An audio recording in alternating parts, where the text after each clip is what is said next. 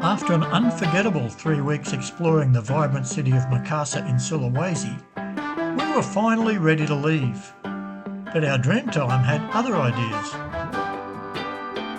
After overcoming her objections and doing our passage prep, we sailed west for Kalimantan, Borneo, and straight into one of the most uncomfortable and exhausting night passages of our cruising lives.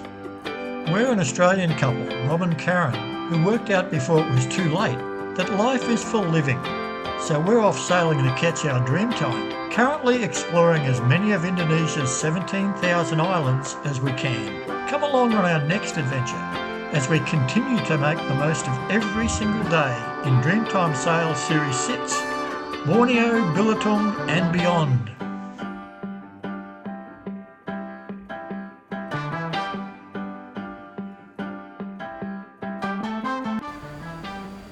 What's our problem, mate? Yeah, turn the key on and nothing happened. Can't be the start battery because it's the same start battery for the generator and it's starting damn fine. So I've been doing a lot of work in the engine room, or a bit of work in the engine room. So I'm just trying to go through and check what's going on and whether I've actually bumped anything. And what are we doing today? Well, we're leaving. We're leaving in about 2 hours, and I just wanted to start the engine and shorten the chain up because we've got about 50 metres of chain out in 3.5, 4 metres of water, and it's probably as muddy as hell down the bottom. So my thought is we can shorten it up to about 20 metres, but bring it in slowly and wash it properly before it goes into the anchor well. You can't do that without an engine, though. Well, we can't do much at all without an engine because we're not going to sail out of here, and we've got to anchor in amongst reef. So we're not going anywhere without an engine starting. So it's simple. I've just got to go through and check all switches and find the problem. That's the whole thing when you're cruising. You have to be self-reliant. I hope we are successful in being self-reliant. A few moments later.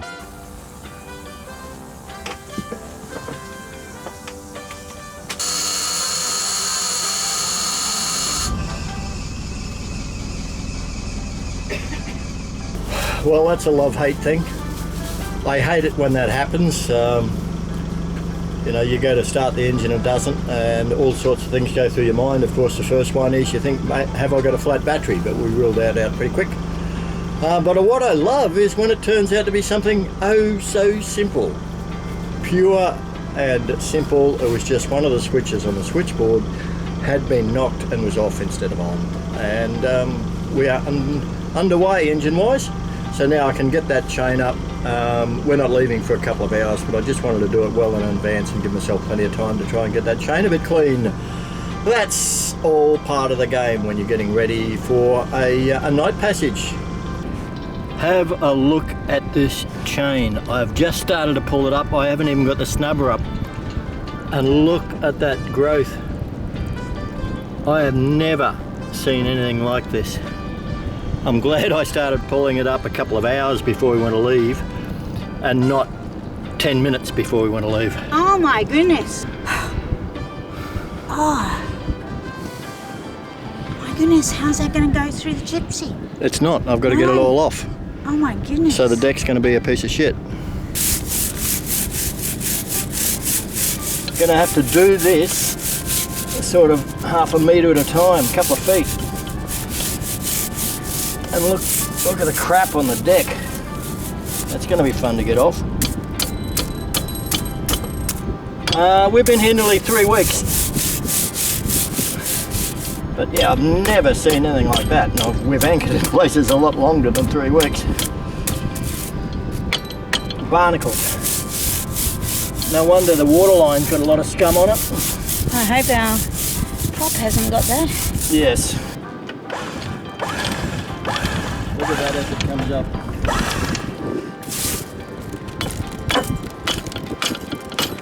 I'm going to leave you to that. Yep. And I'm going to do some passage meals. It's going to take a while. Nice. You can like much more fun. I take the opportunity to prepare a few easy passage meals for the days ahead. First up is one of our all-time favourites, fried egg toasties with melted cheese. Simple, filling and perfect for any time of the day. Breakfast, lunch, dinner or even a midnight snack on passage. I make several of these at once, then wrap them individually in aluminium foil so they can be easily reheated whenever we need them. It's easy comfort food that keeps you full and helps keep the energy levels up during long days at sea. Second meal on the menu is a quick and easy lobster ball mornay. The pre-prepared lobster balls are gently cooked over sautéed carrot, onions and garlic before adding cream, grated cheese and mushrooms, and I add the tops of shallots for some extra flavour. Once everything is up to temperature, the dish goes into the bottom section of the shuttle chef. In the top saucepan, I add rice and boiling water. Seal the lid and let the shuttle chef do the rest. By dinner time, we'll have a hot, hearty meal ready to go. Simple, nutritious, and most importantly, absolutely delicious meals for the passage ahead. I've got up as far as the snubber hook. Have a look at it, and the snubber line itself. It's unbelievable. I've got to chip all of that off just to even remove the snubber hook from the chain. Man, unbelievable. I appear to have come to the end of that growth. About 8-9 metres of the chain was just totally encased in barnacle and shell, and yep, awful. But it appears that what was laying on the bottom, it's coming up a lot cleaner than I expected. I thought it would be all mud encrusted, but looks like we might have a sand bottom. So yeah, we had 40 odd metres out, and it would be about 8 metres of the chain that was just totally encrusted. So I'm going to shorten this down to probably a bit under 20 metres, and then we will wait. But before that, I'm actually going to put the boat in drive and just see what sort of thrust we've got from the prop. We've got prop speed on it, but looking at that, I'm a little concerned that if the growth was anything like that on the prop, we are going to have a problem. And this water is absolutely crappy. I don't want to get in it if I can avoid it. It is awful. A really important part of our passage preparations is securing our aluminium dinghy on the davits. After a lot of trial and error, we have refined our hardware and systems to make sure it stays snug and tight regardless of the conditions. It's critical to get the tender as high as possible on the davits. So we use these aluminium bars to lift the dinghy, as no matter how tight you get rope lines, they always stretch and sag. Some people will tell you never to leave the outboard on the tender to reduce weight on the davits. But our davits are really strong, fully integrated with the pushpit rails, well braced and built to take it. This means the dinghy is ready to drop and use at any time. This has been fantastic for surveying the depth of uncharted reef entrances with a handheld depth gauge before taking our Dreamtime anywhere near the coral. Our triple blocks make it reasonably easy to lift the dinghy despite the weight of the outboard and the fuel tank.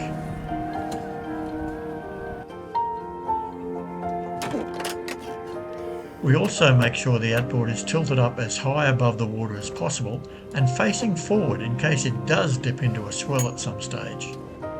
However, we always add a safety line each side just in case a block, shackle or davit line should break. Next, we run diagonal lines across and tighten them right up with a hitch. This holds the dinghy snug against a flat fender that protects our swim ladder and eliminates almost all side-to-side movement. Then hopefully we're ready for just about anything. This is the process that we do.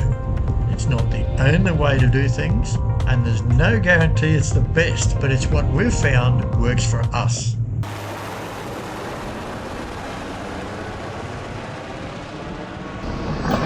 Well, good afternoon everyone. Yep, it's afternoon and we're heading into night watch. We are leaving Makassar.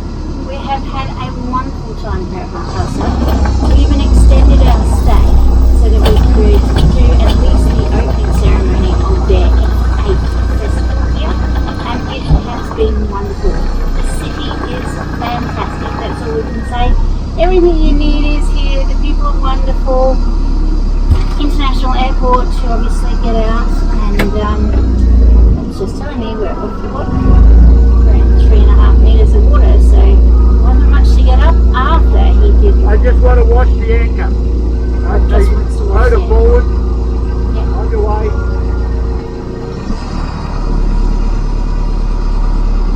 We are finally leaving Makassar. What a great stop. And we're there nearly 3 weeks, apart from we split it off for Yeah. 6 days to go over to Kuala Lumpur and Do a visa run. do a visa Like, run and, always doing visa runs, it seems. and celebrate a little anniversary, Just a wee one. little 39th anniversary. Mwah.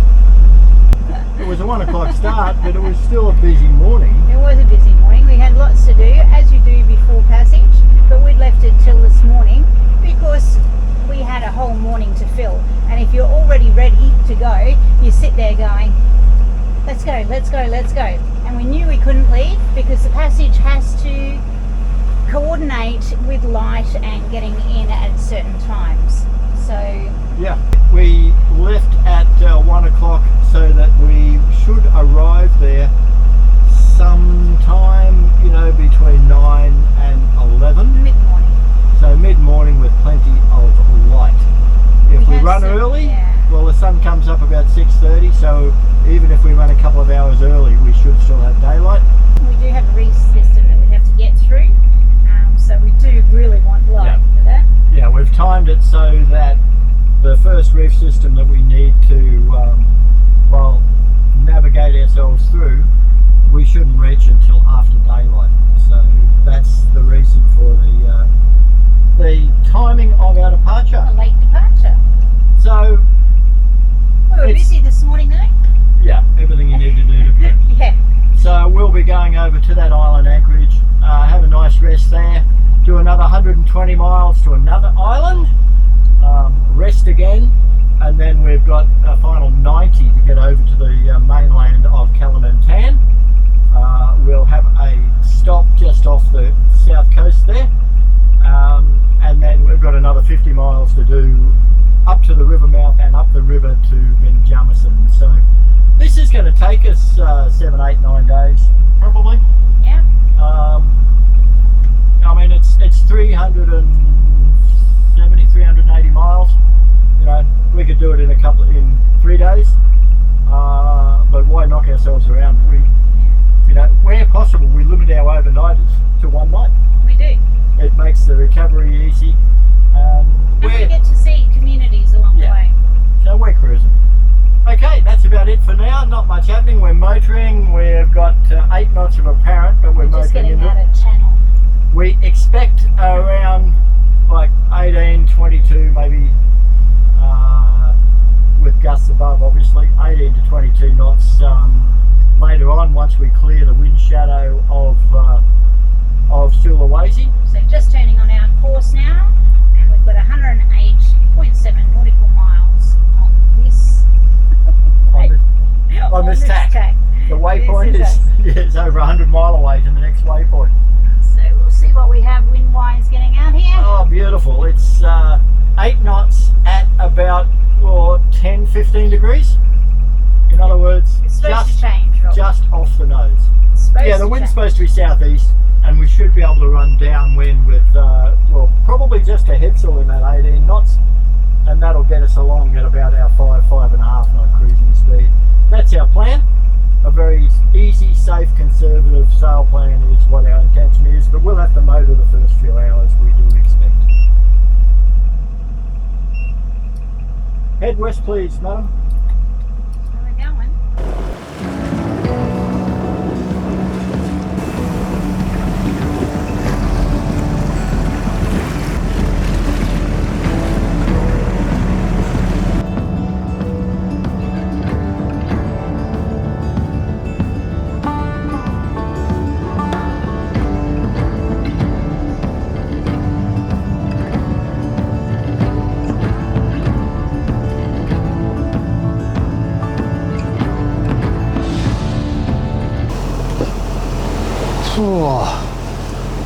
All punching into this current and with the wind at what, 60 degrees, 12 knots of apparent, we'd really benefit by having the mainsail and mizzen up on this wind angle. But the reality is we know that as we come out from behind the wind shadow of Sulawesi, the wind's going to stop curving around the way it is now, and it will be a true southeasterly trade of around about 20 odd knots. So our intention through the night is to run nice and conservatively with just the headsail. In those conditions we should be able to do 5.5 knots depending on current. And yeah, if we put up the main and mizzen now, of course we'd get a short benefit, but then as that wind came round, we'd end up in the, well, we'd have to punch into the sea state, get out, get the sails down. Too much mucking around. So we'll put up with just motor sailing into this for a short period until we get that true southeasterly wind.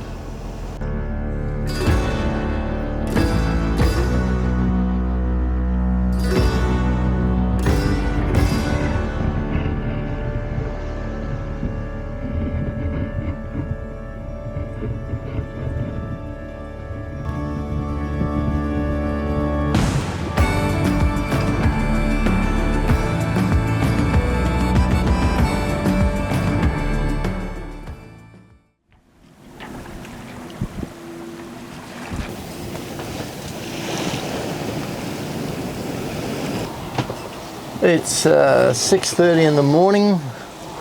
We have 91 miles down, 23 to go, says the Navionics.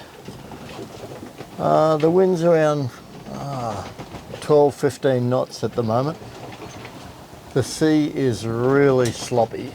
It's been this way all night on the stern quarter. The boat's rolling a lot. Yeah, it hasn't been particularly fast. We've averaged 5.2 knots so far. But we've got through the night. Karen did through to midnight.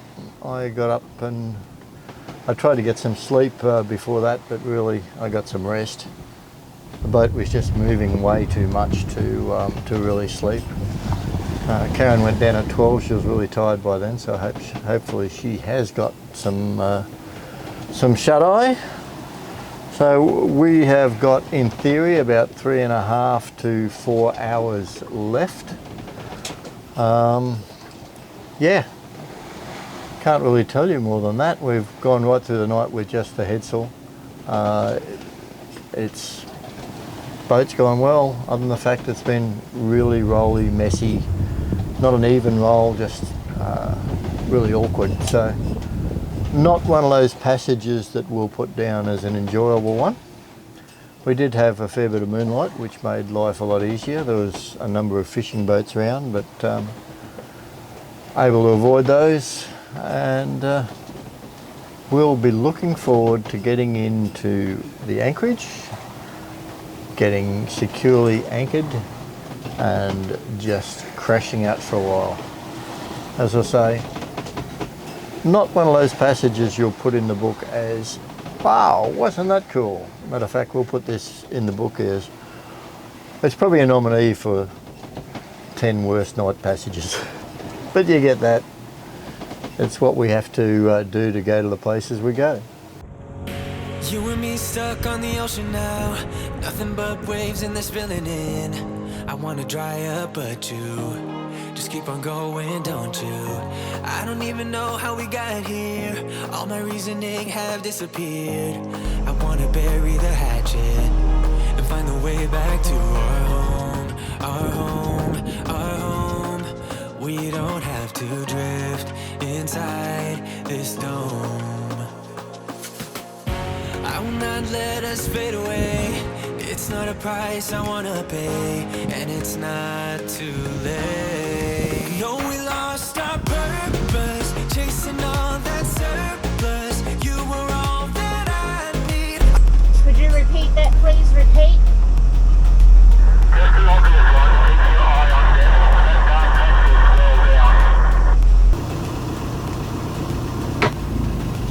We're at 3-1 still here. Let's just edge forward a boat length and then I'll drop over.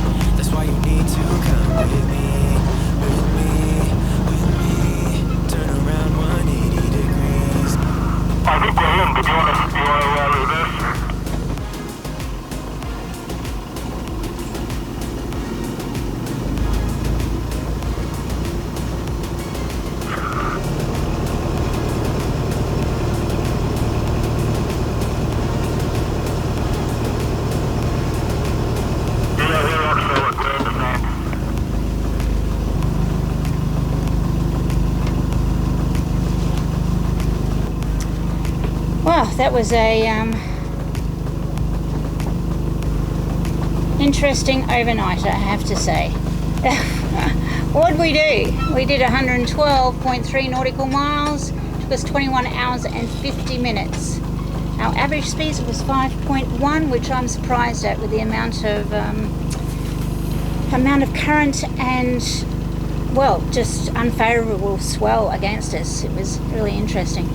So, and it is at 11:44 this afternoon, or this morning. I'm going to make us our hot lunch. We're going to make water because we haven't been able to make water for 3 weeks because we're in Makassar. So, water is priority and food is priority, and then bunk. That's how it works, because Rob and I didn't get sleep last night. That's what happens sometimes on night passages. Anyways, looks like Wallaby has dropped right next to us. She's nice and safe, and there we go. Done. Engine off.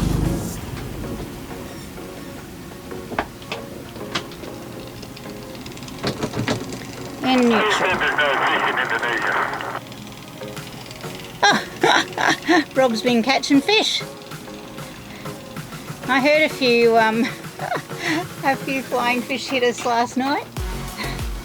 Actually, they were quite beautiful because they were flashing up with luminescence as they came out of the water. They were absolutely beautiful. But that was the only beautiful thing I can say about last night. There was plenty of fishing. There was plenty of fads, and yeah, not the nicest of trips. But hey, that's what you gotta do. How many have you found so far? 3. Yeah. Boom. There's lunch done. Gotta be something better than dead flying fish. Please. Join us next episode when we explore this beautiful island refuge in the Makassar Strait, celebrate the Admiral's birthday, and sail on further west to another paradise, making the most of every single day.